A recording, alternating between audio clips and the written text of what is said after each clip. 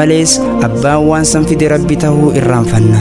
Muddamnee yoo olii gaffifiine obsa dhabnee yoo dhiphanne rakkoo hin jirreef saaxilamna. Daranuu galaana dararaa keessa limna. Gaaf tokko ja'an nama wahiitu balloo je'ee sagalee ol fudhatee yaame. Achumaan cinqiinis rakkoo keessaa as baate ooy maal jettee jalaa awwaatte. Gurbaanis dallanee uff ansi yaamnee maaliif dhufte gaa je'een. Isiinis barka rumaatuun har'a qaxxaamuraafin awwaadhee jetteen ja'an. Riqichi badhaadhinaa rakkoodha. Osoo qormaata hin tarkaanfannee waan yaanne harkachuu hin dandeenyu. Qalbifadhu rabbiin kee akeeka si miidhuuf hin qabu. Goytaan kee mootii haqaati, abbaa rahmataati. Si rakkisuudhaan gammachuun inni harkatu takkallee hin jirtu. Hanga fedhee si badhaases wanti takkallee hin duraan irrattu. Leenjii isiif kennuuf je'eeti kan si qormaatuuf. Akka ati onnattee murannoodhaan fuulduratti tarkaanfattuufi hamtuun kan si mudattuuf. Maddii jijjiiramaa rakkoo akka ta'e takkaa yaaddee beeytaa? Sababaan argannoo adda addaa rakkoo akka ta'e hin xiinxallee laata? Hayyoonni addunyaa tanarratti waa hedduu tolchan ka'umsa kan isaaniif ta'e rakkoo isaan mudatte.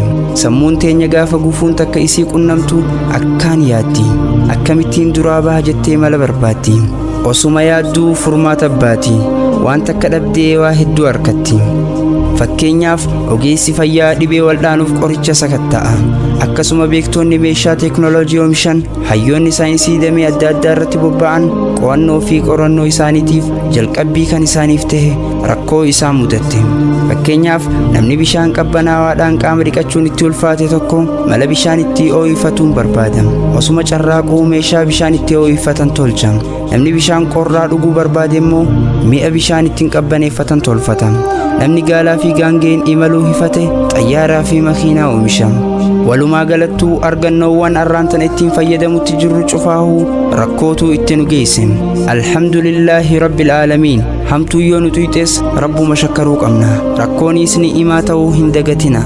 Way baasuma gidiraan akkamittiin ni'imaadha jettanii nan ajaa'ibina. Qalbiin na caqasaa isiniif hima. Rabbiin keenya subhaana wa ta'aalaa silaa dheebuu uumuu baatee tola bishaanii hin beeynu. Osoo beelti jiraachuu baattee nyaanni tokkollee nutti hin mi'aawu. Hubattanii qananiin cuftinuu faallaan bira jiraannaani kan qooda isaanii beeynu. Rabbiin keenya jiruun akka nun ifachiifneef dhandhamaa fi bifa isii jijjiiree nuun bohaarsa. Ifaa dukkana, gannaa bona, rakkoof bal'ina, gaddaaf gammachuu isaan lachuu wali qindeessee nuun qananiise. Har'aaf asuma dhaabna nagayaa fi fayyaan nuuf turaa isiniin jenna. Wassalaamu alaykum wa rahmatullaahi wa barakaatuh.